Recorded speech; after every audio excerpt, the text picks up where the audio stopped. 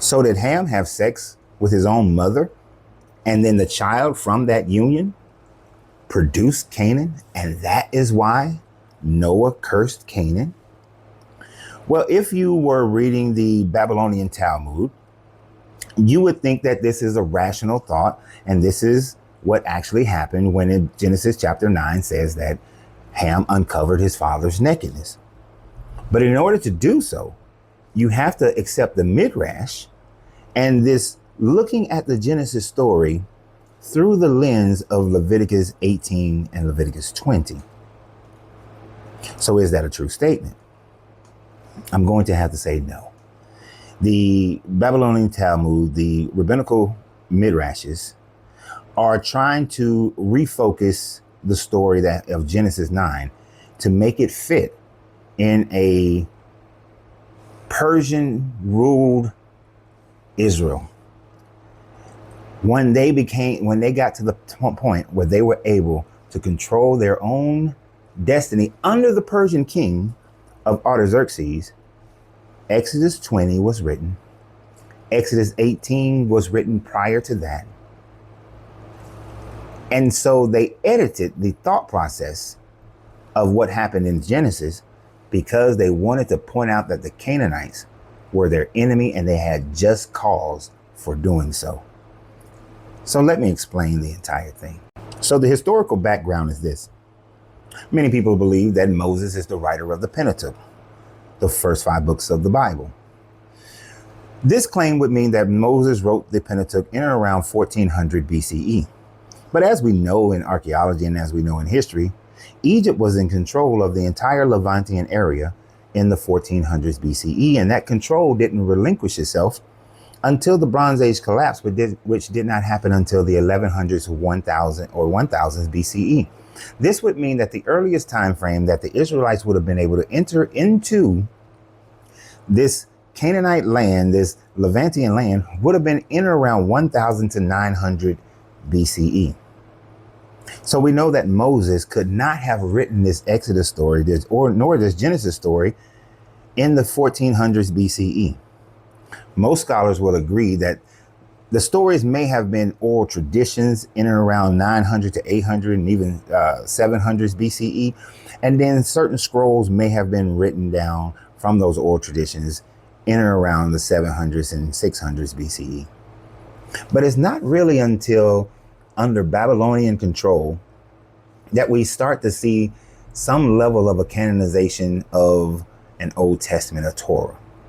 From the 500s BCE down to around the 200s BCE, we actually get a formalized canon of the Torah. Well, that brings in the question when these books were written. It is most likely that Genesis was written in that 500s BCE time frame, and certain parts of Leviticus was also written in that 500 BCE time frame. The Genesis story would have been a common theme that was heard by many different people from the Mesopotamian, as they all had these origin stories that were similar to the ones you find in Genesis, and they all had a Noah flood story that are similar to the ones that you find in Genesis. The major difference is that each story is written in such a way to elevate the people who's actually writing the story. I mean, why wouldn't they? You're writing your own history and your own story. Of course, you would elevate yourself. Now, when Genesis 9 was first written, the uncovering of his father's nakedness simply meant that he saw his father's nakedness. We can look at the context clues around the story and see that when it is said that Noah passed out and he was drunk and fell asleep naked, that Ham saw his father's nakedness, went and told his brothers. Some see it as him mocking his father. And others think that this was an attempt for Ham to usurp the authority of his father Noah.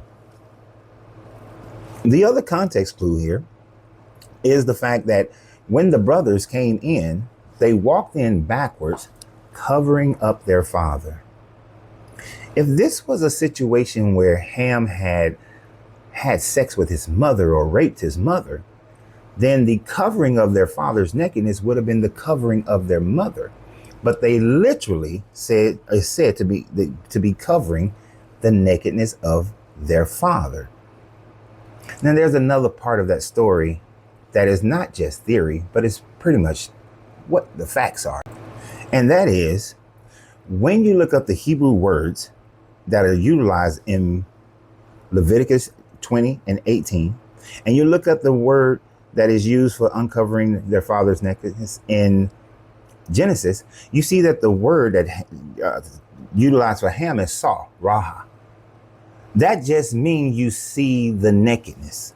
You saw, eyes, the nakedness. When we see it in Leviticus 18 and Leviticus 20, it uses the word gala, which means some type of sexual event is occurring. Because Leviticus 18 is describing attitudes and behaviors that the Israelite people shall not have in order for them to not be disrespectful, not defile themselves or act like the Canaanites or anybody else or the Egyptians or anyone else. Leviticus 18 is a moral standard. Leviticus 20 is the application of the law towards that standard. But we see that two different words are being used in order to describe the type of uncovering of the nakedness.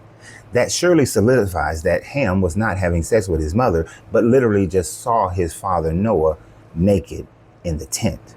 And to further break it down, in around 532 BCE is when the Persians conquered Babylon. After conquering the Babylonians, they then allowed for the Israelites to return back to Jerusalem. For the next about 100 years, the Israelites are establishing themselves, but most likely all they have is Leviticus 18 as a moral standard. Some of their laws are being implemented slowly over time.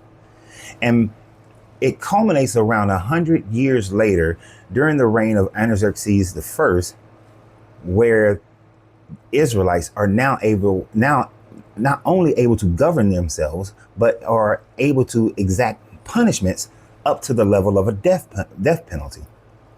And this is when most scholars think that Leviticus 20 was written as a parallel to Leviticus 18 in order to now deliver punishments for the moral laws of Leviticus 18. Because when you read the two, although some of the things are moved around, they pretty much parallel each other. Leviticus 18 talks about uncovering your father's nakedness and you defile yourself, and that nakedness being the nakedness of having sex with your mother. Uncovering the nakedness of your daughter, uncovering the nakedness of your sister, uncovering the nakedness of your auntie. It is saying that you are defiling yourself. In Leviticus 20, it starts to change and says that, well, now if you uncover the nakedness of your father, which is to have sex with your mother, then you should be put to death. Where 18 says that if a man lies with another woman who is not his wife, who is the wife of another man, that is a defiling of the two of them.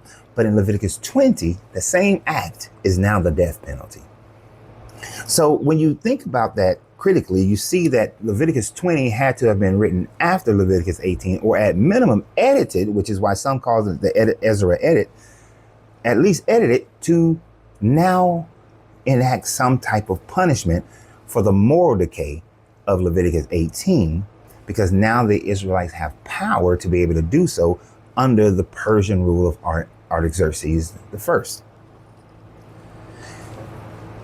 And what the biblical midrash writers are doing, and so it's not biblical, but what the midrash writers are doing is that they are viewing Genesis through the lens of Leviticus 18, and they're applying the same ideas of uncovering your father's nakedness in Genesis to what was in Leviticus, which there are two different words being used, and therefore they cannot be harmonized in such fashion. So I appreciate the question or the statement, but the statement is completely based on politics. It's based on historical rewriting and reframing in order to fit their current thought process in around 432, 438 BCE. No, around 458 BCE. So no, but today we know better. So it doesn't fit. Please comment. Let me know what you guys think. Love to